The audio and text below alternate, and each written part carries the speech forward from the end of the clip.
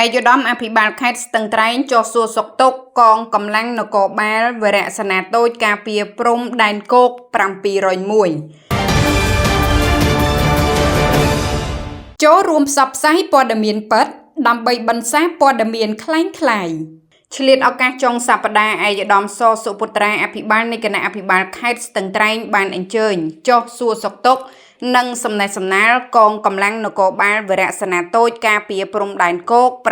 701ចំណោះស្នងការដ្ឋាននគរបាលខេត្តស្ទឹងត្រែងនៅក្នុងការចុះសំណេះសំណាលជាមួយកងនគរបាលពីឯកឧត្តមអភិបាលខេត្តស្ទឹងត្រែងបានលើកទឹកចិត្តដល់កងកម្លាំងទាំងអស់ត្រូវយកចិត្តទុកដាក់រក្សាសុខសុវត្ថិភាពជូនប្រជាពលរដ្ឋប្រកបដោយភាពទទួលខុសត្រូវនិងប្រសិទ្ធភាពខ្ពស់បំផុតគូបញ្ជាក់ថាក្រោមការដឹកនាំរបស់ឯកឧត្តមសសុពុត្រាជាអភិបាលខេត្តស្ទឹងត្រែងបាននាំមកនូវសុខសុវត្ថិភាពយ៉ាងមានប្រសិទ្ធភាពខណៈពេលមានការចូលរួមពីប្រជាពលរដ្ឋយ៉ាងសស្រាក់សស្រាំនិងមានការខិតខំប្រឹងប្រែងអនុវត្តការងារពីកងកម្លាំងនិងមន្ត្រីរាជការបានធ្វើឲ្យខេត្តស្ទឹងត្រែងទទួលបាននៅសន្តិសុខសណ្ដាប់ធ្នាប់សាធារណៈបានល្អប្រសើរ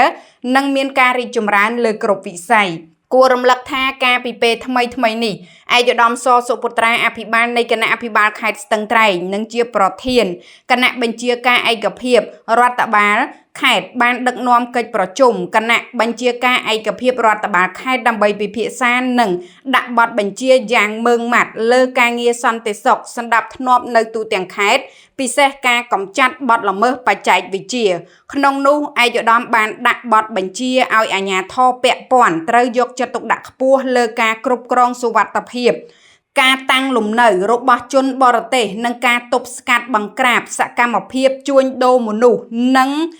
online scam ឲ្យមានប្រសិទ្ធភាពខ្ពស់ជាកិច្ចការងារអត្តភាពបំផុតឯកឧត្តមអភិបាលខេត្តបានជំរុញឲ្យគណៈបញ្ជាការឯកភាពរដ្ឋបាលក្រុងស្រុកនិងកងកម្លាំងទាំងអស់ត្រូវអះអាងនិងធានាឲ្យបានថានៅក្នុងភូមិសាស្ត្រខេត្តស្ទឹងត្រែងមិនត្រូវឲ្យមានជាដាច់ខាតនៅសកម្មភាពបទល្មើសឆបោកតាមប្រព័ន្ធបច្ចេកវិទ្យាឬ online scam និងបទល្មើសផ្សេងទៀតដែលពាក់ព័ន្ធ